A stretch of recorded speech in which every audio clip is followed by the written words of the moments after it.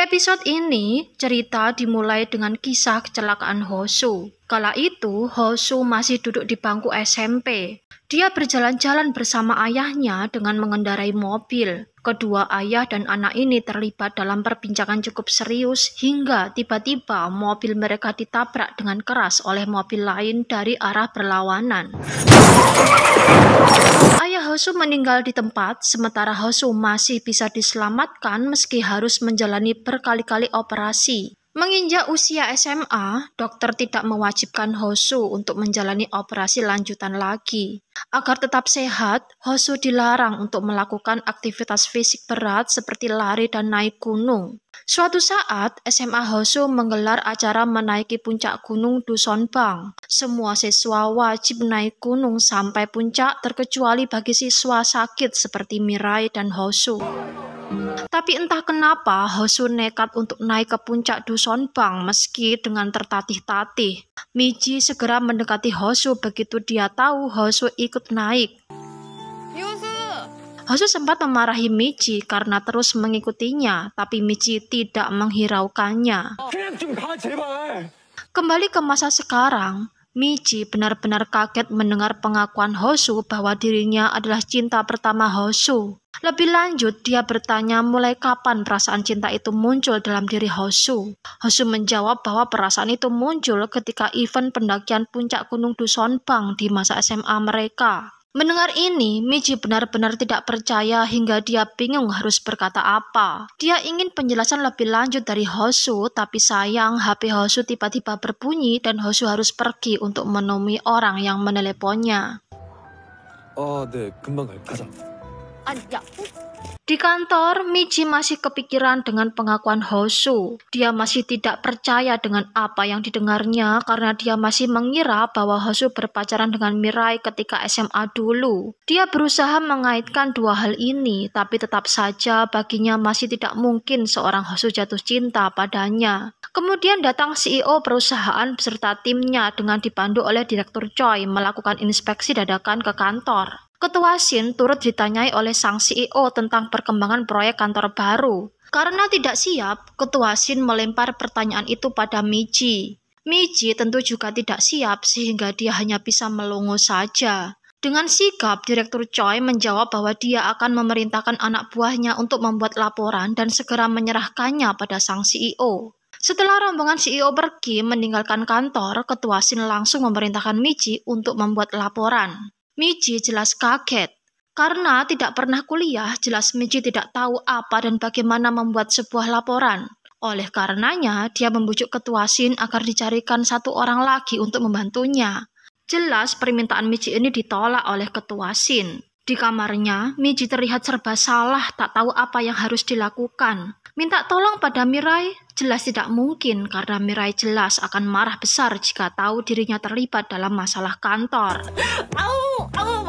Keesokan harinya, terlihat Sejin begitu bahagia diberi toples selai stroberi oleh Mirai. Kyunggu terlihat cemburu melihat kedekatan Mirai yang dikiranya Michi itu dengan Sejin. Dia membujuk Mirai agar mau bekerja membersihkan gudang tokonya dengan imbalan 250.000 won per harinya. Tapi Mirai menolak. Kyunggu semakin tantrum ketika Sejin memamerkan selai pemberian Mirai. Nenek Rosa masih terbaring di rumah sakit. Ketika dokter memeriksa, Hosu kebetulan ada di samping Nenek Rosa. Menurut dokter, tak ada cedera di punggung atau kepala sang nenek. Tapi dokter menemukan banyak batu empedu di tubuh sang nenek. Oleh karenanya, perlu tindakan operasi.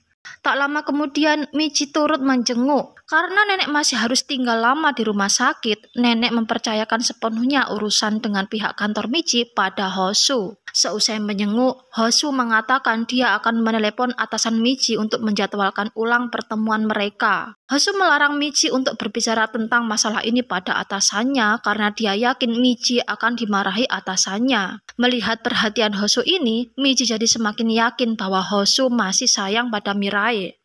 Di matanya, perhatian Hosu diberikan padanya karena Hosu melihatnya sebagai Mirai, bukan sebagai Michi. Sementara itu, di desa, Ibu Okhui memberitahu Mirai bahwa Hosu sudah berhenti kerja dari firma Wong Eun. Mendengar ini, Mirai terlihat agak kaget. Tapi dia hanya terdiam sembari mendengar ibunya menggosip tentang keluarga Hosu. Dalam benak Mirai, sebenarnya dia sangat ingin melakukan hal yang sama dengan Hosu, yaitu menghindar dari lingkungan yang tidak sejalan dengan prinsip hidupnya. Miji melihat sudah ada setumpuk file yang berhubungan dengan pembangunan kantor cabang baru. Dia tak tahu siapa yang meletakkan file-file itu di mejanya. Bersamaan itu, dia mendengar dua orang rekan kerjanya sedang mengantri meminta bantuan Tae untuk menganalisa data-data mereka. Miji jadi teringat bahwa selama ini hanya Tae yang mau menyapa dan membantunya. 테니까 가보세요. Dia menebak jangan-jangan file-file itu juga berasal dari Tae. Ketika Tae makan siang, Miji menghampirinya dan memastikan bahwa file-file yang ada di mejanya memang dari Tae. Dan memang benar guys, oleh karenanya Miji memberanikan diri untuk meminta tolong pada Tae untuk membuatkan laporan untuknya. Kali ini Tae menolak. Miji terus memohon pada Tae agar membantunya. Akhirnya Tae hanya bisa membantu Miji dengan memberikan data-data yang super lengkap yang malah membuat Miji semakin bingung. Terpaksa, Miji harus membuat laporannya sendiri dengan belajar dari berbagai sumber, dari internet dan paparan rekan kerjanya ketika rapat. Di sebuah kafe, Hosu mengatakan pada Josu, rekan kerjanya di firma Wong En dulu, bahwa dia sudah mendaftarkan firma hukum atas namanya sendiri. Dia mengaku saat ini dia diminta untuk menangani kasus seorang nenek kenalan temannya. Josu curiga jangan-jangan Hosu ada hubungan khusus dengan temannya itu hingga dia rela terus-terusan berdekatan dengan temannya itu. Awalnya Hosu tidak mau mengaku, tapi karena Josu mendesak terus, Hosu pun mengaku bahwa dia jatuh cinta pada temannya itu yang tidak lain adalah kembaran cinta pertamanya. Mendengar ini, Josu merasa ada yang aneh. Jangan-jangan Hosu hanya ingin menjadikan temannya itu pelarian karena kegagalan hubungan dengan cinta pertamanya dulu. Oleh karenanya, Josu menyarankan agar Hosu menemui cinta pertamanya itu untuk meyakinkan yang mana yang benar-benar dia cintai. Ibu Bun Hong terkejut sekaligus bahagia melihat Hosu pulang ke rumah. Tak lupa Hosu memberikan oleh-oleh pada ibunya itu, sementara oleh-oleh yang satunya lagi hendak dia berikan sendiri pada tetangganya yang tak lain adalah Miji. Malam itu, Mirai meminta Sejin untuk mengantarnya pulang dengan truk buntutnya. Di sepanjang perjalanan, Mirai mengajari Sejin bagaimana menyupir truk manualnya itu. Melihat ini, Sejin jadi teringat dengan kakeknya karena keduanya memiliki sifat yang hampir sama. Sesampai di depan gang rumah Mirai, sebagai ucapan terima kasih, Sejin berjanji akan mengajak Mirai masak kue scone bersama. Obrolan keduanya terhenti oleh kemunculan Hosu. 유미지? Tanpa curiga, Hosu mengajak Mirai yang dikira Miji itu mengenang masa-masa ketika mereka menaiki puncak Dusonbang.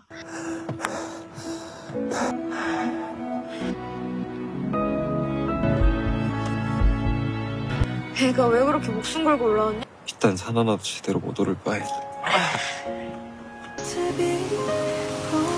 Dia berterima kasih pada Miji karena berkatnya dia mampu mencapai puncak Dusonbang dan hal itu menjadi titik balik dalam hidupnya. Mirai menyikapi dengan dingin cerita Hosu ini. Tak ada kata-kata penyemangat ataupun tatapan balik khas seorang Miji.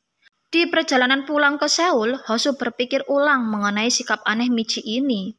Bagaimana bisa Miji yang sekarang jauh berbeda dengan Miji yang terakhir dia temui? Sementara itu, di kantor, Miji mengajak Tae makan bersama sebagai rasa terima kasihnya telah membantu mencarikan data untuk bahan laporannya. Dia bertanya kenapa Tae selalu baik padanya. Tae menjawab bahwa dia berhutang budi pada Mirai. Miji menelepon Mirai menanyakan apakah benar dirinya pernah membantu Tae.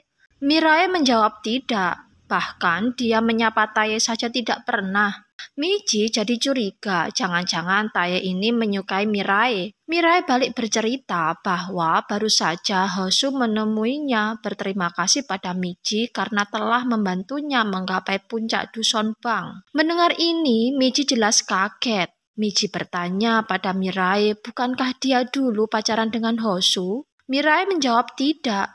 Miji bertambah kaget dan marah karena kala itu Mirai tidak memberikan penjelasan apa-apa padanya sehingga Miji salah paham. Ketika perlombaan lari, dia mengira Hosu mengabaikannya dan malah memilih berduaan dengan Mirai padahal Hosu hanya bermaksud menolong Mirai yang terkulai lemah karena penyakitnya kambuh. 야! 말하지 말라고? Di kantin sekolah, Ibu Bunhong mendengar gosip bahwa Michi terlibat cinta lokasi dengan pemilik kebun stroberi. 잼을 누구한테 줬대요? Dia pun memberitahukan berita ini pada Ibu Okhui. Ibu Okhui terlihat tidak senang dengan gosip ini. 딸기밭 주인 좋은 결혼을 네 아들이나 시키든가. Direktur Choi diminta oleh CEO agar segera menemui kuasa hukum Nenek Rosa. Sang CEO berjanji akan menaikkan jabatannya jika dia berhasil menyelesaikan proyek ini. Pertemuan pun dilakukan antara Hosu sebagai perwakilan Nenek Rosa dan Direktur Choi beserta Ketua Shin dan Michi. Hosu menyampaikan bahwa kliennya menolak untuk menjual tanahnya. Dia juga menyampaikan bahwa tidak perlu mengirim seorang karyawan untuk membujuk kliennya lagi. Kliennya meminta agar segala urusan mulai sekarang bisa disampaikan pada wali hukumnya, yaitu dirinya sendiri. Selesai pertemuan, Hosu buru-buru pulang dan Michi dengan tampang lugunya mengejar Hosu. Hosu terlihat tidak senang. Dia memperingatkan Michi agar tidak memperlihatkan hubungan pertemanan mereka di kantornya. 야, Ibu Okhui melihat Mirai senyum-senyum sendiri ketika membalas WA temannya. Dia jadi berpikir jangan-jangan apa yang dikatakan Ibu Bunhong benar. Dia pun memperingatkan Mirai agar berhati-hati dalam menjalin hubungan dengan seorang pria. Mendengar ini, Mirai jadi bertanya-tanya kenapa ibunya terlihat sangat khawatir. Ibu Okhui pun akhirnya mengatakan bahwa gosip tentang hubungan dirinya dengan pemilik kebun stroberi sudah menyebar di desa. Seketika itu wajah Mirai jadi berubah murung. Dia pun segera berlari ke dalam kamar dan menangis. Iya guys, Mirai ini ternyata punya trauma dengan gosip hubungan terlarang yang sengaja dulu pernah disebarkan di kantornya. Direktur Choi menemui pengacara Lee untuk meminta bantuan dalam menghadapi pengacara Lee Hosu. 대리인이 이호수 변호사. 제가 맡겠습니다. Michi menyerahkan laporannya pada ketua Shin, tapi sayang laporan itu ditolak mentah-mentah. Michi kecewa karena kerja kerasnya selama ini tak dihargai sama sekali. Dia lampiaskan kekecewaannya itu dengan minum-minum di sebuah bar. Tae secara tidak sengaja melihat Michi duduk sendirian. Dia temani Michi dan dia dengarkan segala unek-uneknya. Michi bercerita bahwa dia pernah mengurung diri karena kecewa dengan segala kegagalan yang dialaminya. Suatu saat, dia memaksa dirinya untuk keluar karena neneknya ingin dia mengunjunginya di rumah sakit. Dia ingat dengan kata-kata Hosu, kalau mendaki puncak gunung saja tidak bisa, lebih baik aku mati. Dia pun berpikir, kalau hari ini dia tidak bisa bertemu dengan neneknya, lebih baik dia mati. Perjalanan yang mestinya memakan waktu 30 menit, dia tempuh selama 4 jam hanya untuk mengalahkan ketakutannya untuk menemui sang nenek. Seusai mengobrol dengan Michi, entah kenapa Tae semakin bertekad untuk membantu Mirai. Mirai menemui Sejin dan mengatakan bahwa dirinya mengundurkan diri. Sejin jelas bingung karena tanpa alasan yang jelas tiba-tiba Mirai berhenti kerja padahal masih banyak yang harus mereka lakukan bersama. Hosu diajak kongko-kongko oleh Ji-yoon. 아니야, 난 이걸로. Pada kesempatan itu, Ji-yoon bertanya apakah dulu ketika SMA dia berpacaran dengan Mirai. Tentu Hosu menyanggahnya. Ji-yoon kembali bertanya apakah saat ini ada wanita yang Hosu sukai. Hosu hanya terdiam. Sesampai di depan gedung apartemen Hosu, sembari memberi banyak oleh-oleh, Ji-yoon juga mengajak Hosu ketemuan lagi lain waktu. Sesampai di apartemennya, Hosu melihat-lihat oleh-oleh dari Ji-yoon. Bersamaan itu juga, Michi meneleponnya. Awalnya Hosu mengabaikannya, tapi karena Michi terus menelepon, Hosu mengangkat panggilan itu. Ternyata Michi sudah berada di dalam gedung dalam keadaan mabuk. Michi berbicara ngelantur tak karuan, termasuk dia berbicara tentang cinta pertama Hosu yang terjadi di puncak Dusonbang. Bagaimana bisa? Dia kan naik gunung sendirian tanpa ditemani Michi. Kok malah jatuh cinta pada Michi? Hosu pun akhirnya bercerita bahwa dikala dia sendirian berjuang menaiki puncak Dusonbang sementara teman-teman lainnya menuruni puncak, hanya Michi yang setia menunggunya di puncak. Michi percaya bahwa dirinya akan menyusulnya di puncak. Kepercayaan itulah yang menumbuhkan benih cinta Hosu pada Michi. Mendengar ini, tanpa diduga Michi yang dikira Mirai oleh Hosu mengatakan cinta padanya. 좋아했다고. Michi terbangun dari tidurnya dan dia kaget karena dia berada di apartemen Hosu. Samar-samar dia teringat kejadian semalam sewaktu dirinya mabuk berat. Dia menyatakan cinta pada Hosu. Michi malu sekaligus kesal pada dirinya sendiri karena mengungkapkan perasaannya tidak sebagai Michi tapi sebagai Mirai. Michi buru-buru menenangkan dirinya ketika Hosu mendekatinya untuk memberikan minuman pereda pengar. Seperti biasa, Hosu terlihat tenang, sebaliknya Michi terlihat panik meski dia berusaha menutupinya dengan menjelaskan bahwa dia tidak serius dengan apa yang dikatakannya semalam. Hosu menenangkan Michi dengan mengatakan bahwa dia tidak memahami apa yang dikatakan Michi. Ketika Michi hendak bicara lagi, Hosu langsung mengingatkannya agar segera berangkat ke kantor. Di kantor, Tae menatap sebotol minuman pereda pengar dan selembar foto yang ditaruhnya di atas meja kerja Michi. Tak lama kemudian, Ketua Shin keluar dari ruang rapat dan menanyakan keberadaan Mirai. Tae menutupi keterlambatan Mirai ini dengan mengatakan bahwa Mirai masih di toilet. Michi tampak terburu-buru memasuki gedung kantornya. Ketika dia berpapasan dengan Direktur Choi, dia segera diminta ikut rapat bersama dengan Ketua Shin. Ketua Shin terlihat tidak begitu menguasai paparan yang dipresentasikannya di hadapan CEO. Terbukti, dia tidak bisa menjawab beberapa pertanyaan dari CEO. Justru Michi lah yang menjawabnya. Sang CEO terlihat puas dengan kinerja Michi dan dia pun menanyakan namanya. Dan dijawab oleh Michi, namanya adalah Yumi Rei.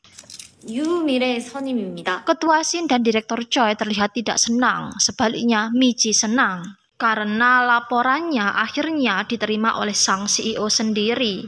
Kemudian di atas meja kerjanya, Michi melihat minuman pereda pengar yang diberikan Tae. Dia juga melihat fotonya berikut pesan yang tertulis di belakangnya bahwa sang pemberi foto yang berinisial SY meminta maaf karena Mirai harus menjalani semuanya sendirian. Bersamaan itu pula, Michi mendengar obrolan pegawai-pegawai kantor lainnya yang baru saja mendapat kiriman hadiah dari senior mereka, Park Sae-young, yang saat ini tengah bertugas di luar negeri. Inisial yang ada di hadiah itu juga sama, SY. Oleh karenanya, Michi berpikir foto yang dipegangnya juga berasal dari Park Sae-young. Ibu Ok-hwi meminta Kyung-gu agar menghibur Mirai karena dia khawatir dengan keadaan Mirai yang hanya tidur-tiduran seharian penuh. Kyung-gu berjanji pada Ibu Ok-hwi akan mengajak Mirai jalan-jalan. Sementara itu, dengan ditemani alunan musik ceria, Sejin sibuk bekerja memindahkan beberapa karung pasir. Pekerjanya mengingatkan agar dia segera memperbaiki tanggul yang ada di dekat sungai sebelum badai datang, tapi Sejin tidak mengindahkan kata-kata pekerjanya itu. Hosu diajak ketemuan oleh Jiun di sebuah kafe. Mukanya terlihat sebal karena ternyata dia hanya dijadikan objek fotonya saja. Jiun kembali berhasil membujuk Hosu untuk menemaninya makan siang keesokan harinya. 점심만이야. Malam harinya, Michi menunggu Hosu di depan gedung kantornya, tapi ketika Hosu datang, dia malah kecewa karena ternyata Hosu datang bersama dengan Jiun. Melihat tempat itu, Jiun teringat momen di mana dia bertemu dengan Mirai untuk meminjaminya sepatu untuk sesi wawancara Mirai. Michi jelas tidak tahu momen itu, tapi dia berusaha menutupinya. Untuk mengalihkan perhatian Jiun, Hosu mengajaknya membeli roti tepat di depan gedung kantor Mirai. Michi sendiri terlihat sebal karena merasa diabaikan oleh Hosu. 쟤 때문에 다 정리했다는 거야. Sementara itu, Mirai terlihat sedang membersihkan file-file yang berhubungan dengan perkebunan dari laptopnya. Bersamaan itu juga, dia teringat dengan perkataan Sejin bahwa dia kecewa dengan sikap Mirai yang berhenti kerja hanya karena gosip. Sesuatu yang belum nyata adanya.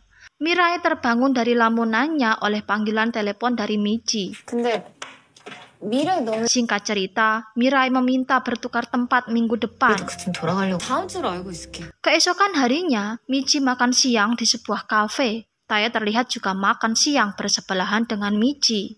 Michi bertanya kenapa tempo hari Tae mempermasalahkan dirinya yang mau bekerja satu tim dengan Tuan Park. Tae tidak membahas sama sekali tentang gosip yang beredar di kantor tentang hubungan perselingkuhan Tuan Park dengan Mirai. Dia malah menyarankan Michi agar tidak canggung ketika berhadapan dengan Tuan Park. Sampai di sini, Michi masih menganggap semua baik-baik saja. Pengacara Lee menemui Direktur Choi di ruangannya untuk mengutarakan bahwa dia ingin bertatap muka langsung dengan pegawai yang menangani restoran Rosa. Dia agak kaget ternyata yang ditemuinya adalah Yumire yang tidak lain adalah teman SMA Lee Hosu. Dia bertanya tentang kedekatan Mirai dengan Nenek Rosa dan bagaimana Nenek Rosa mengenal temannya Lee Hosu. Tentu Michi tidak menceritakan detail yang sebenarnya. Meski demikian, pengacara Lee tampak percaya dengan penjelasan Michi ini. Kemudian, dia sodorkan map berisikan file rahasia tentang rencana pembangunan kantor cabang baru yang diintegrasikan dengan LRT yang akan dibangun tepat di tanah di mana restoran Nenek Rosa berada saat ini. Dia tawarkan Michi untuk masuk ke dalam timnya, di mana Michi akan menjadi ketuanya. File itu sangat rahasia, oleh karenanya Michi dilarang untuk memberitahukan masalah ini pada siapapun. Jiun tidak sengaja mendengar obrolan teman-temannya bahwa kontrak kerjanya tidak diperpanjang oleh perusahaannya. Dan yang lebih miris lagi, teman-temannya itu memberitahu Hosu bahwa dirinya hanya berstatus sebagai pegawai kontrak. Ketika makan siang bersama Hosu, Jiun protes pada Hosu kenapa selama ini Hosu hanya diam saja mengetahui bahwa dirinya hanya pegawai kontrak. Hosu menjawab bahwa hal itu tidak penting baginya. Dia senang melihat Jiun enjoy melakukan pekerjaannya. Mendengar jawaban Hosu ini, Jiun terlihat kembali bersemangat. Michi dan Nenek Rosa sedang menunggu Hosu di depan rumah sakit. Pada kesempatan itu, Nenek Rosa mengucapkan terima kasih pada Michi karena telah menyelamatkannya. Michi hendak membalas, tapi Hosu dan Jiun keburu datang. Di kediaman Nenek Rosa, Michi protes pada Hosu karena mengajak Jiun. Keributan keduanya dihentikan oleh Nenek Rosa dengan meminta mereka untuk menempelkan selembar kertas. Michi memilih menempelkan kertas itu di pintu kulkas, dan seketika itu juga dia melihat foto masa muda Nenek Rosa bersama temannya yang bernama Sangwol. Dari sini, Michi baru sadar bahwa Sangwol dalam puisi Nenek Rosa adalah nama orang. Ketika Michi hendak meminta kejelasan, Nenek Rosa langsung mengalihkan obrolan mereka dengan mengingatkan Jiun yang sendirian di lantai bawah. Michi bertanya pada Jiun apakah dia tertarik pada Hosu sehingga membuatnya sering bertemu dengan Hosu. Jiun mengakui bahwa dia tertarik dengan kepolosan dan keunikan Hosu. Dan kali ini dia tidak akan mengalah pada Mirai. Sepulang dari restoran Nenek Rosa, Michi berjalan di belakang Jiun dan Hosu. Melihat keduanya, hatinya sakit dan dia merasa sudah kalah sebelum bertarung. Keesokan harinya, Michi tampak panik karena map rahasianya hilang. Sementara itu, di apartemennya, Hosu menemukan jam Michi yang terjatuh di bawah tempat tidurnya. Dia teringat kejadian semalam ketika Michi terbaring di ranjangnya tak sadarkan diri. Michi mengikau mengungkap rahasianya yang membuat Hosu terkejut hingga tak terasa dia menjatuhkan jam tangan Michi. Apa ya kira-kira yang dikatakan Michi ini guys? Hosu mengajak Michi ketemuan di sebuah kafe. Michi mengira Hosu bakal mengembalikan map rahasianya, tapi ternyata yang dikembalikan adalah jam tangannya. Karena kepolosan Michi membocorkan isi dokumen rahasianya pada Hosu. Hosu yang seorang ahli hukum jelas tahu hal ini menyalahi aturan dan Michi bisa-bisa dituntut. Oleh karenanya, Hosu menolak untuk membicarakan hal ini lebih lanjut dan menganggap Michi tidak pernah membahas hal ini. Keesokan harinya, Michi kembali bertemu dengan pengacara Lee. Dia berusaha menyembunyikan rasa bersalahnya karena telah membocorkan hal ini pada Hosu dan menghilangkan dokumen itu. Pengacara Lee menyodorkan sebuah foto usang pada Michi, menunjuk salah satunya apa benar dia adalah Rosa muda. Kenapa wajah mudanya jauh berbeda dengan masa tuanya? Michi teringat dengan foto yang dilihatnya di rumah Nenek Rosa. Meski dia curiga dengan sosok Sangwol, tapi di hadapan pengacara Lee, dia mengaku tidak tahu apa-apa tentang foto itu. Michi dihubungi oleh Nenek Rosa agar datang ke rumahnya. Di sana, dia diminta untuk menuliskan pengumuman bahwa restoran tutup 3 hari. Michi sudah selesai menulis, tapi Nenek Rosa masih saja bertanya apa benar dia sudah menulis sesuai perintahnya. Kemudian Nenek Rosa menyodorkan map rahasia Michi. Michi kaget. Dia bertanya apakah Nenek Rosa membaca isi map itu. Nenek Rosa mengaku penasaran sehingga dia sempat melihat-lihat isi map itu. Tapi yang membuat Michi heran adalah kenapa Nenek Rosa tidak marah. Apa dia benar-benar sudah membaca dokumen itu? Atau jangan-jangan Nenek Rosa tidak bisa membaca? Di halte bus, Michi mendiskusikan hal ini dengan Hosu. Dan anehnya, Hosu ternyata sudah tahu bahwa Nenek Rosa mengalami disleksia. Bagi Michi, hal ini cukup aneh. Bagaimana bisa seorang sarjana sosiologi sekaligus penyair terkenal tidak bisa membaca dan menulis? Michi jadi curiga, jangan-jangan ada hal yang disembunyikan oleh Nenek Rosa. Lagi-lagi, Hosu tidak mau ikut campur ataupun ingin tahu. Baginya, setiap orang pasti mempunyai rahasia dan hak setiap orang juga untuk tidak mengungkapkan rahasianya itu. Karena tidak mau membicarakan hal ini lebih lanjut, Hosu segera beranjak pergi meninggalkan Michi sendirian. Keesokan harinya, Mirai diajak Gyeonggu jalan-jalan dengan mobil sewaannya. Gyeonggu berharap dia bisa menghibur Mirai yang dikiranya Michi itu. Dia ajak Mirai ke Seoul untuk menghadiri pesta pernikahan teman sekelas mereka. Dan dia juga mengajak Mirai untuk menginap di sebuah hotel yang sudah dipesannya. 호텔? Sontak Mirai terkejut. Dia paksa Gyeonggu untuk berhenti seketika itu juga. Di tempat lain, Michi bersama dengan Song Hyun juga sedang mengarah ke acara pesta pernikahan yang sama dengan yang akan dituju Gyeonggu dan Mirai.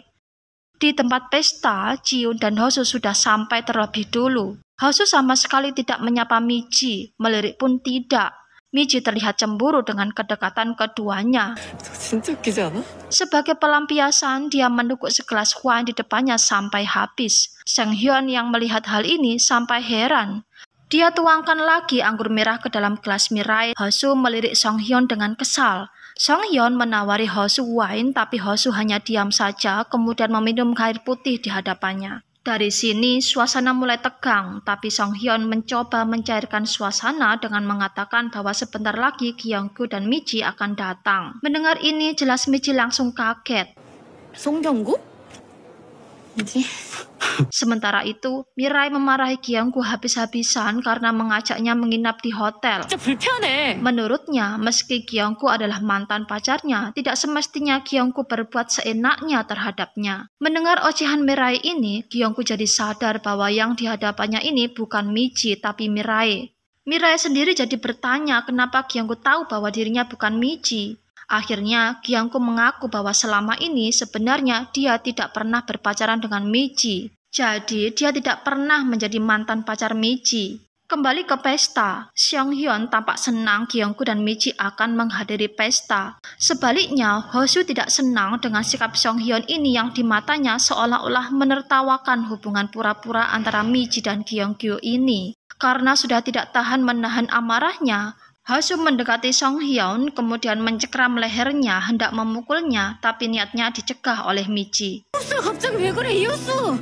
Hosu kemudian meninggalkan pesta diikuti oleh Jiun. 갈게. Michi masih tidak percaya Hosu bisa senekat itu, tapi bagi Song Hyun, dia tidak kaget melihat tingkah Hosu ini karena di masa SMA, sebenarnya Hosu bukanlah siswa yang benar-benar pendiam. Dia tahu Gyeonggu hendak mengatakan cinta pada Michi, oleh karenanya, diam-diam dia ancam Gyeonggu agar mengurungkan niatnya. Berkat desakan Song Hyun, Gyeonggu tetap nekat menembak Michi. Song Hyun juga sempat memvideokan momen itu. Hosu mengetahuinya. Dia tidak senang, oleh karenanya dia merebut HP Song Hyun dan melemparkannya. Terjadilah perkelahian antara Hosu dan Song Hyun. Mendengar cerita Song Hyun ini, Michi benar-benar tidak menyangka bahwa hubungannya dengan Gyeonggu yang selama ini dia mengira hanya dia dan Gyeonggu saja yang tahu, ternyata ada orang lain yang mengetahuinya. Salah satunya adalah Hosu. Michi benar-benar geram pada Song Hyun karena menganggap masalah ini sebagai lelucon. Dia peringatkan Song Hyun untuk menjauhi Michi. 미지 피해 다녀라. Kemudian dia berlari menyusul Hosu. Sayang, ketika menuruni tangga darurat, kaki Michi terkilir. Sejin kewalahan mengatasi banjir dan hujan badai yang menerjang pertaniannya. Di tengah-tengah keputusasaannya, tiba-tiba Mirai muncul dan membantunya. Keduanya akhirnya berteduh di rumah Sejin. Sejin bertanya pada Mirai kenapa dia kembali. Mirai menjawab karena tempat ini adalah satu-satunya yang nyata baginya. Michi menelepon Hosu yang saat itu berada di tempat parkir bersama dengan Jiun. Dia meminta agar Hosu menunggunya. Hosu berniat menemui Mirai, tapi Jiun mencegahnya karena yang sebenarnya dia bukanlah Mirai, tapi Michi. Yang mengejutkan, Hosu ternyata sudah menyadari hal ini. 가볼게. Ketika Michi tidur di apartemennya dalam keadaan mabuk, tanpa sadar Michi membongkar jati dirinya sendiri pada Hosu.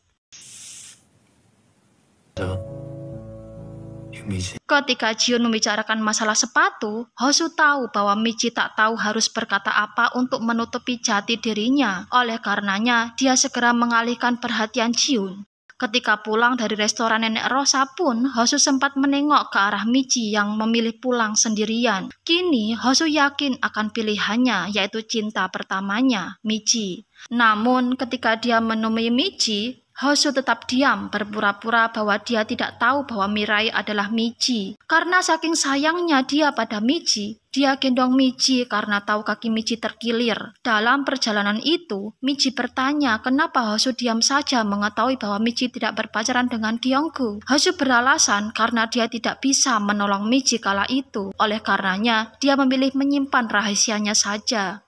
Michi juga mengatakan bahwa minggu depan dia akan mengatakan sesuatu pada Hosu. Hosu menjawab Michi bisa mengatakan rahasianya jika dia sudah siap. Kata-kata Hosu ini semakin membuat Michi jatuh cinta pada Hosu, jatuh cinta pada kepolosan dan ketulusannya. Masih di kediaman Sejin, Mirai tidak sengaja melihat koleksi majalah kakek Sejin yang memuat berita tentang prestasi-prestasi Han Sejin sebagai seorang broker saham. 한세진이 자산운용의 그 한세진이라. Dari sini, Mirai mulai banyak bicara tentang hal-hal keuangan, dan ini membuat Sejin cukup tercengang karena melihat sisi asli Mirai yang aslinya tidak pendiam dan banyak tahu tentang hal-hal keuangan. Hosu akhirnya bertemu kembali dengan mantan atasannya, pengacara Lee Chong-gu, bukan sebagai kawan tapi lawan. Langsung saja pengacara Lee menyerang Hosu dengan menyindirnya bahwa dia bersedia menjadi pengacara Kim Rosa karena merasa berhutang budi atau karena rasa bersalahnya pada Yumire. Tapi Hosu terlihat tetap tenang. Dia mengabaikan sindiran pengacara Lee dan memilih langsung mengutarakan maksudnya bahwa kliennya, Kim Rosa, menolak untuk menjual tanahnya. Mendengar ini, pengacara Lee tidak mau menyerah. Dia katakan bahwa Hosu terlalu bermain aman sebagai pengacara. Dia tidak mau mencari tahu alasan dibalik penolakan Nenek Rosa dan juga kenapa Yumire tiba-tiba mencabut tuntutannya. Pengacara Lee tahu masalah mereka. Oleh sebab itu, dia yakin akan bisa membujuk Kim Rosa agar mau menjual tanahnya. Seusai pertemuan, Hosu diajak ngopi oleh Michi dan pada kesempatan itulah Michi yang masih berpikir bahwa Hosu mengira dirinya adalah Mirai, mengatakan dia akan mengatur jadwal pertemuan Hosu dengan Michi. Hosu jelas kaget, tapi dia kembali menenangkan diri dan mengikuti saja permainan sandiwara Michi. 나중에 Setelah pertemuannya dengan Hosu, Michi mendapat pesan dari Jiun bahwa dia ingin bertemu dengan Michi. Michi menunggu Jiun di sebuah kafe. Tiba-tiba, seorang wanita yang mengaku sebagai istri Tuan Park Sang-yong menghampirinya dan mengatainya wanita tidak tahu malu karena tetap saja bekerja satu kantor dengan suaminya. 박사형 와이프. Michi kebingungan tak tahu harus berkata apa karena terus terang dia sama sekali tidak paham dengan maksud perkataan wanita itu. Beruntungnya Jiun datang dan balik memarahi wanita itu dengan mengatakan bahwa dia salah orang karena yang dihadapannya bukanlah Mirai. Jiun kemudian segera mengajak Michi meninggalkan kafe itu. Di tempat lain, Michi bertanya pada Jiun sejak kapan dia tahu bahwa dirinya bukan Mirai. Jiun menjawab sejak pertemuan mereka di restoran Nenek Rosa, tepatnya ketika Michi berkata bahwa Jiun bersikap dewasa. Kata-kata yang sangat tidak mungkin diucapkan oleh seorang Mirai. Jika begitu, apakah Jiun memberitahu Hosu bahwa dirinya adalah Michi? Jiun tidak memberikan jawaban yang jelas. Lebih lanjut, Jiun kemudian menceritakan tentang gosip hubungan perselingkuhan antara Park Sang-young dan Mirai. Awalnya Michi tidak percaya, tapi Jiun meyakinkannya dengan mengirimkan link berisikan berita perselingkuhan Mirai ini. Michi masih ragu untuk membuka link itu. Dia memilih untuk mendengar kebenaran masalah ini dari mulut Mirai sendiri. 집에 있었어? Sekembalinya ke rumahnya, Mirai dikejutkan oleh kedatangan Hosu. 호수가 너랑 할 얘기. Hosu yang sudah tahu bahwa dirinya adalah Mirai menanyakan alasan kenapa Mirai menghentikan tuntutan kasus asusилanya. Apakah benar karena dia tahu Hosu yang ditunjuk sebagai penyelidik eksternal kala itu? Jika benar, Hosu bersedia membantu Mirai. 넘으려고 온 거야. Ibu Ok-hui yang datang terlambat ke sekolah segera ikut membantu Ibu Bun-hong dan staf sekolah lainnya membersihkan halaman sekolah yang porak-poranda karena terjangan hujan badai semalam. Sembari bersih-bersih, Ibu Ok-hui berkata bahwa Hosu pulang dan saat ini dia di rumahnya menemui Michi. Mendengar obrolan Ibu Ok-hui dan Ibu Bun-hong ini, seorang staf sekolah lain meledek keduanya bahwa jangan-jangan Hosu dan Michi berpacaran dan bisa jadi Ibu Ok-hui dan Ibu Bun-hong akan segera jadi besan. Ibu Bun-hong tidak percaya anaknya berpacaran dengan Michi. Ibu Ok-hui tak mau kalah. Dia balas ucapan Ibu Bun-hong dengan mengatakan dia tidak mau mempunyai menantu yang maunya dilayani terus. Ibu Bun-hong langsung tersinggung dengan omongan Ibu Ok-hui ini. Dihadang Ibu Ok-hui memaksanya agar meminta maaf, tapi Ibu Ok-hui menolak. Dan akhirnya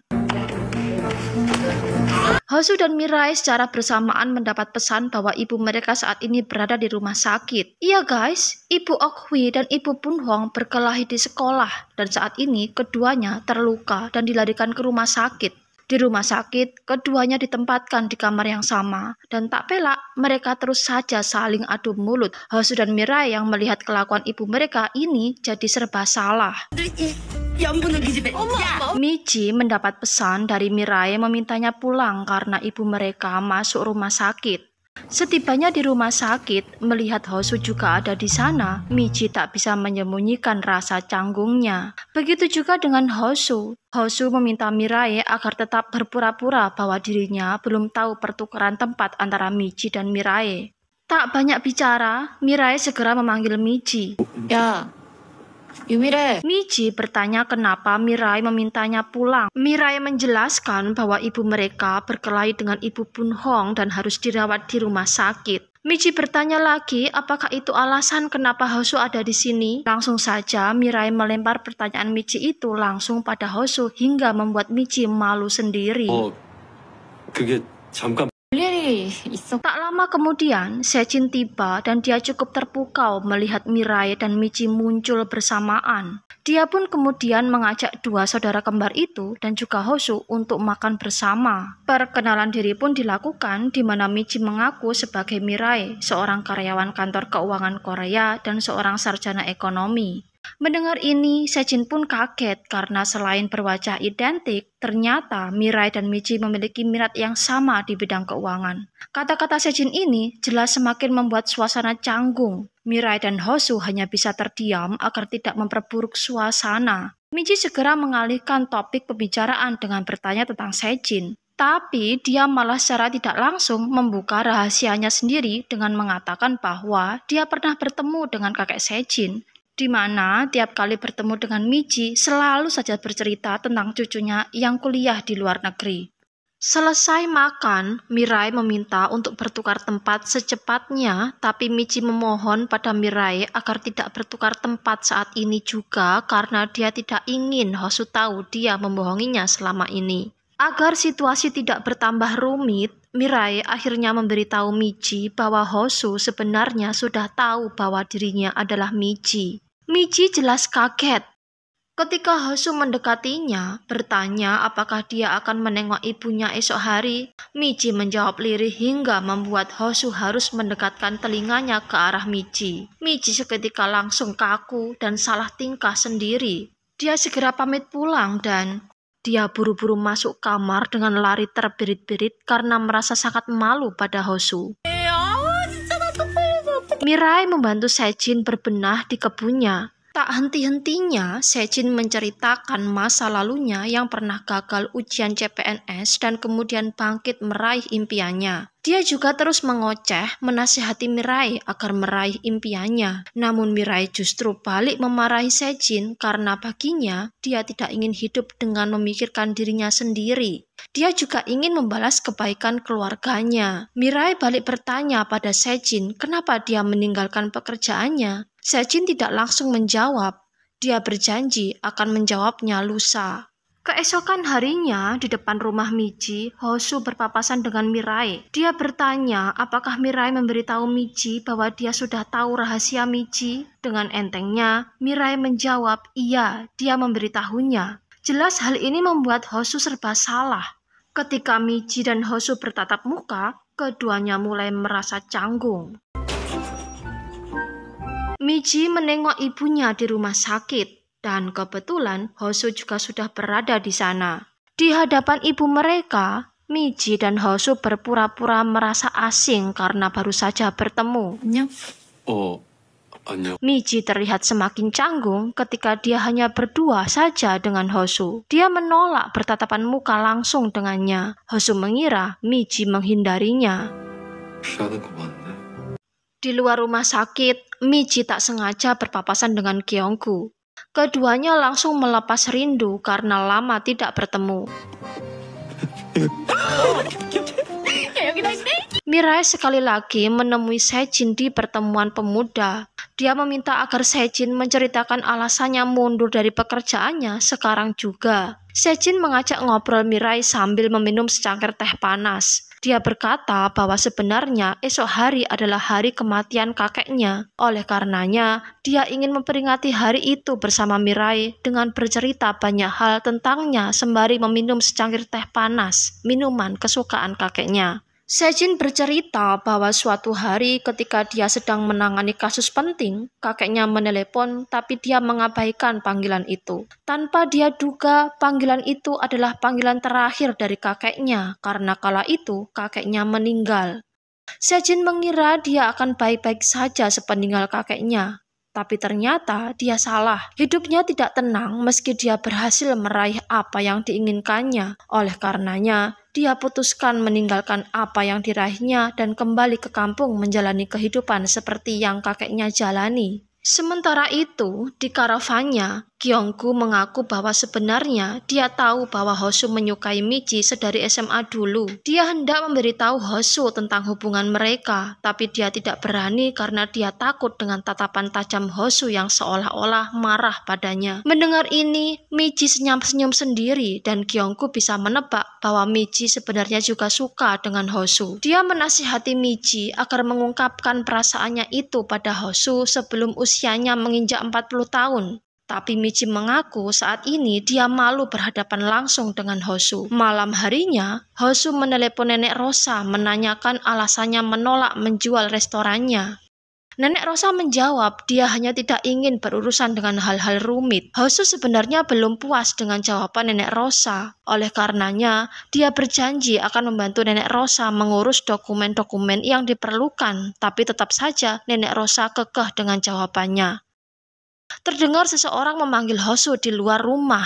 Ternyata itu adalah Kyunggu. Kyunggu bertanya pada Hosu apa dia berniat mempermainkan Miji karena dia tidak memiliki pekerjaan dan pendidikan yang bagus seperti dirinya. Hosu jelas membantah tuduhan Kyunggu ini. Dia belum berani mengungkapkan perasaannya pada Miji karena memang dia pikir belum menemukan waktu yang tepat. Kyunggu menimpali bahwa tidak akan ada waktu yang sempurna. Yang ada, tahu-tahu kita sudah menua. 완벽한 타이밍 같은 거는 없어. Mirai meyakinkan dirinya untuk menulis surat pengunduran diri. Kemudian dia menemui Miji, mencurahkan segala keluh kesahnya padanya. Dia mengatakan bahwa dia tidak ingin bertukar tempat saat ini karena terus terang dia belum siap kembali ke kantornya. Sebenarnya bekerja di KFMC adalah sesuatu yang sangat bernilai baginya. Dia sama sekali tidak ingin keluar dari pekerjaannya saat ini. Oleh karenanya, dia merasa bingung sekali saat ini. Melihat Mirai menangis, Miji jadi ikut sedih. 진짜 바보 같아. Hosu menatap foto kelulusan SMA-nya.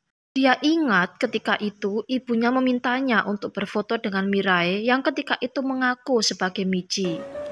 자, Seusai ibunya pergi, Hosu menitipkan sebuah buku biru, buku tentang kota Seoul, kepada Mirai. Mirai menaruh buku itu di depan kamar Michi dan Michi ternyata mau menerima buku itu dan ternyata di dalamnya ada pesan bahwa Hosu ingin bertemu. Dan iya, malam itu Michi mau menemui Hosu. Hosu hendak mengatakan sesuatu, tapi semuanya gagal karena Michi salah mengira dengan niat baiknya. Melihat buku biru itu, Michi marah karena merasa diejek karena gagal kuliah di Seoul. Seketika itu juga, Michi melemparkan buku biru itu ke arah Hosu dengan penuh emosi. 별말 없지? Dan ternyata guys, sampai saat ini Hosu masih menyimpan baik buku biru itu, kenangan dan impiannya bersama Michi. Di luar gerbang, terlihat Hosu sudah berdiri menanti kedatangan Michi. Michi akhirnya muncul. 나 문자에 Hosu dengan mantap mengatakan bahwa dia sudah lama menanti momen ini. Dulu di tempat yang sama, dia gagal mengungkapkan perasaannya. Dia meminta maaf karena tidak berada di samping Michi selama masa terpuruknya. Dan sekarang, dia tidak mau kehilangan waktu kebersamaan dengan Michi. Hosu menatap wajah Michi, memegang erat kedua tangan Michi, dan mengucapkan, "Aku cinta kamu." 되게 많이.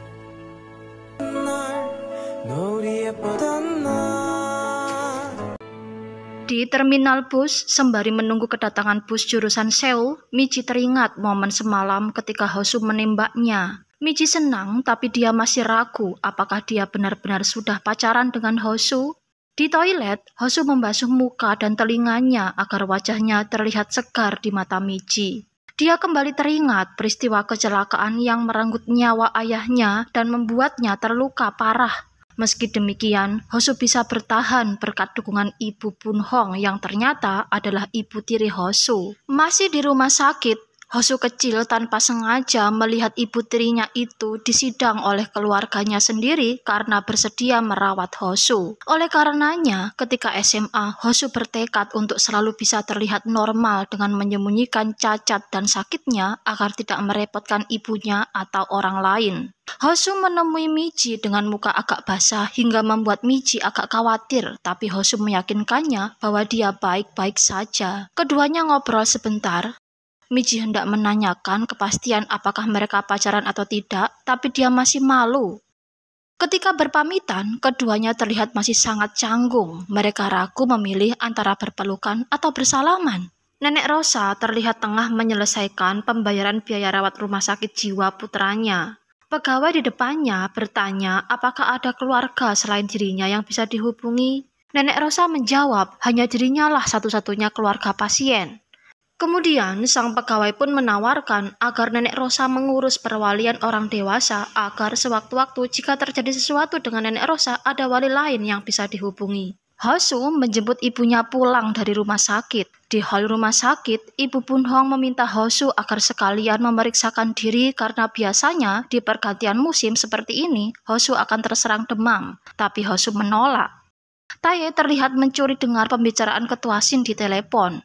Ketika semua karyawan sudah masuk ruang rapat, Tae diam-diam menelepon balik pihak yang berbicara dengan ketua Shin tadi dan ternyata pihak itu adalah pengembangan usaha konstruksi Sihan. Tae buru-buru menutup telepon ketika Michi menyapanya. Dia pun segera memberitahu Michi bahwa rapat sudah dimulai. Ibu Okhui akhirnya pulang ke rumah dengan dijemput Mirai. Dia bercerita semenjak Hosu berhenti kerja, Ibu Bunhong tampak lebih bahagia karena Hosu jadi lebih sering bersama dengan ibunya.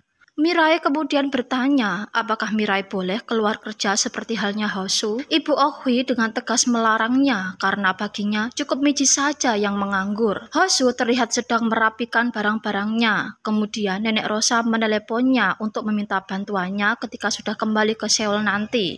Selesai teleponan dengan Nenek Rosa, Hosu keluar kamar dan dia kaget karena melihat ibunya yang masih belum pulih benar sudah menyibukkan diri beberes rumah. Dia pun menasihati ibunya agar tidak merepotkan diri untuknya. Lebih lanjut, dia berkata dia akan segera balik ke Seoul dan oleh karenanya dia meminta ibunya agar fokus memikirkan dirinya sendiri saja. Ketika Nenek Rosa sedang sibuk mempersiapkan dagangannya, pengacara Lee tiba-tiba masuk ke dalam restorannya. Awalnya Nenek Rosa tidak mau meladeninya, tapi ketika pengacara Lee menyebut nama Sangwol, dia kaget dan mulai mengikuti arah pembicaraan pengacara Lee. Mirai kaget karena Sejin tiba-tiba muncul di belakangnya. Ternyata Mirai hendak menyerahkan paper tentang budidaya stroberi. Dari sini, Sejin benar-benar merasakan aura perpisahan. Oleh karenanya, sebelum itu, dia mengajak Mirai ke suatu tempat untuk menikmati indahnya bintang-bintang di langit. Sejin bertanya apa yang akan Mirai lakukan setelah ini. Mirai menjawab dia sendiri belum tahu, tapi yang jelas dimanapun dia berada, dia harus menghasilkan uang.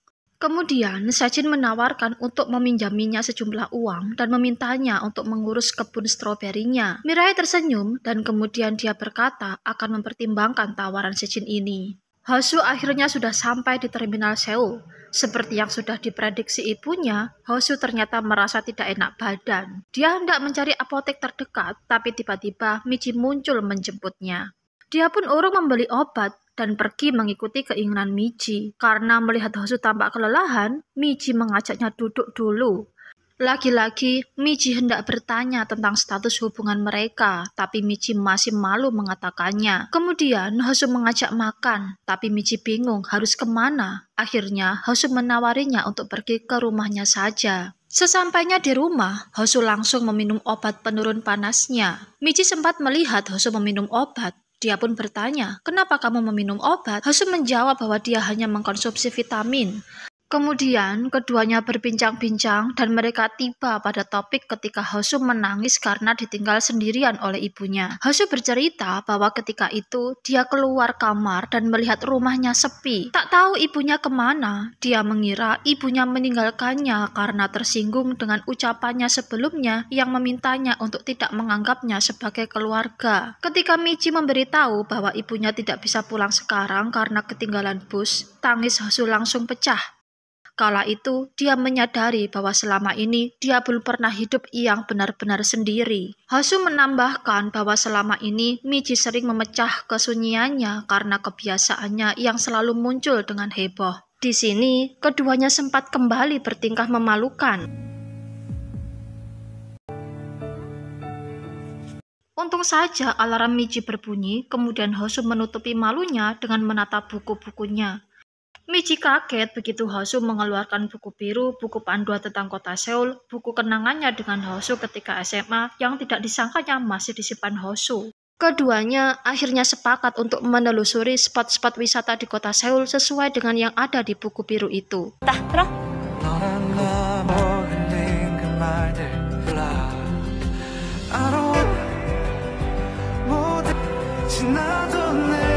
Karena sudah cukup lelah, Hosu dan Michi beristirahat sambil makan di sebuah restoran. Melihat Hosu tidak terlalu banyak bicara, Michi jadi berpikir bahwa dia bosan dengannya.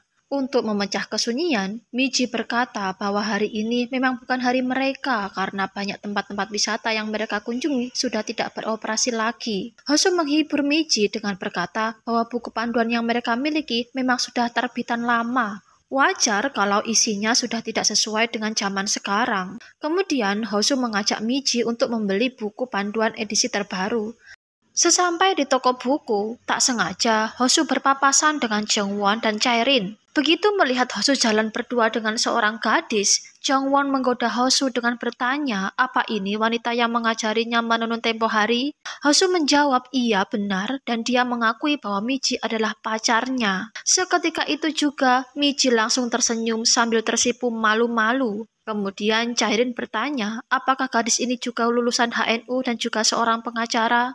Michi menjawab dia adalah teman SMA Hosu dan saat ini bekerja di perusahaan keuangan Korea. Tanpa disadari Michi, Hosu menoleh ke arah Michi dengan wajah sedih. Michi terlihat sangat antusias mencari-cari buku panduan kota Seoul terbaru. Sebaliknya, Hosu terlihat tidak semangat. Michi pun bertanya, ada apa? Hosu balik bertanya, kenapa Michi tadi mengaku sebagai Mirai di depan teman-temannya? Kenapa harus berbohong? Dengan polosnya, Michi menjawab dia tidak ingin mempermalukan Hosu dengan mengaku sebagai pengangguran. Tak ingin berdebat, Hosu kemudian mengajak pulang dengan alasan hari ini memang bukan harinya mereka berdua. Sejin terlihat sedang mengepak buku-bukunya untuk diberikan pada Mirai. Tak lama kemudian, dia kedatangan tamu yang ternyata adalah rekan kerjanya dulu. Sesampai di rumah, Hosu langsung meminum obat-obatnya. Hosu benar-benar sebal dan kecewa pada dirinya sendiri.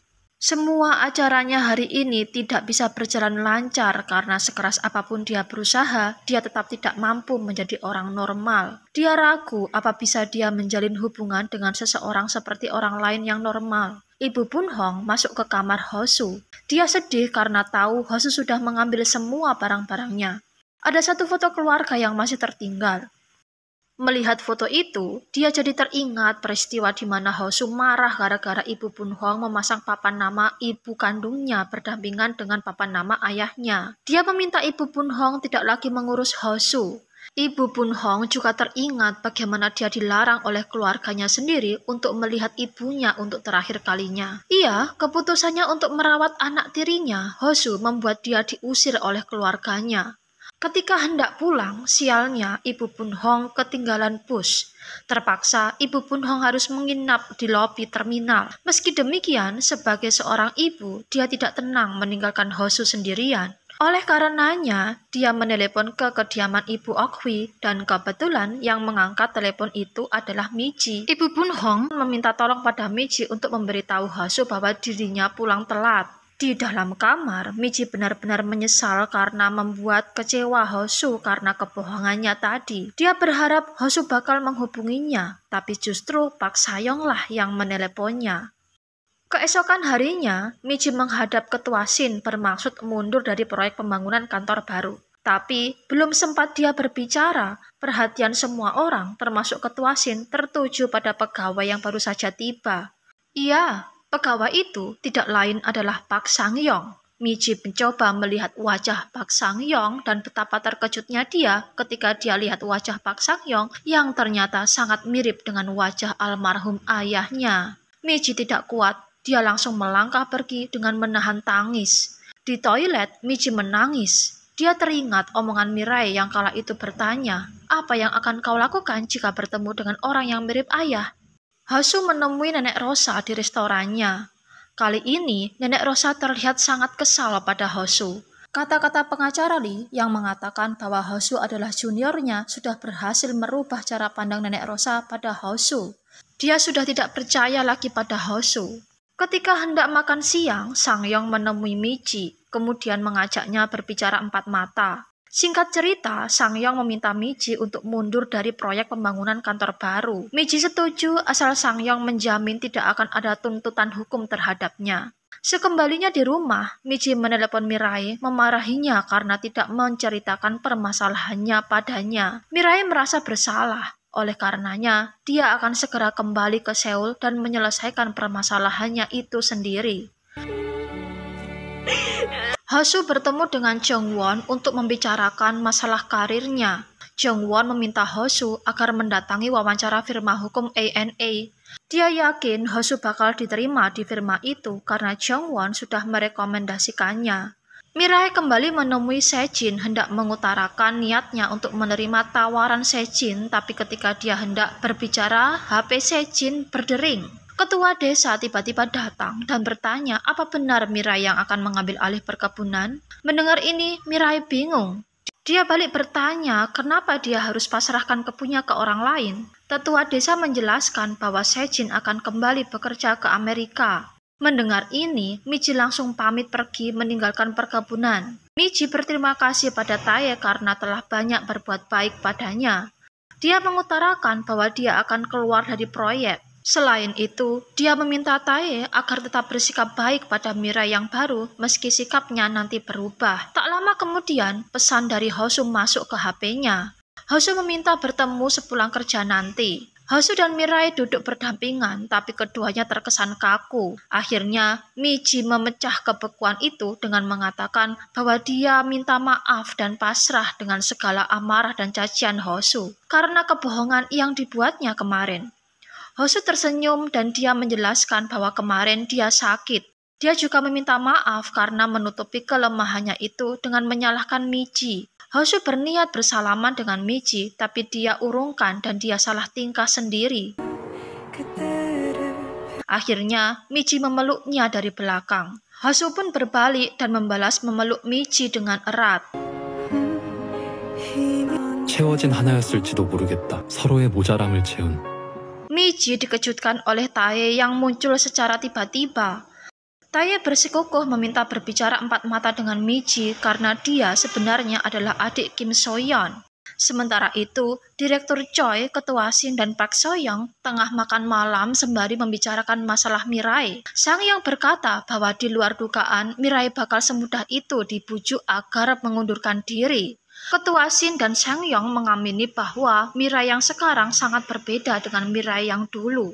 Lebih lanjut, Sang-hyang berkata bahwa ada desas-desus Mirai punya kembaran identik. Keesokan harinya, seusai menempelkan Hansaplast di jempol tangannya, Ketua Shin mengajak Mirai ke suatu tempat di mana di sana Direktur Choi sudah menunggu. Direktur Choi meminta Mirai agar segera memindai sidik jarinya ke alat yang ada di ruangan itu. Untuk sementara, Mirai hanya terdiam memandangi kedua atasannya itu.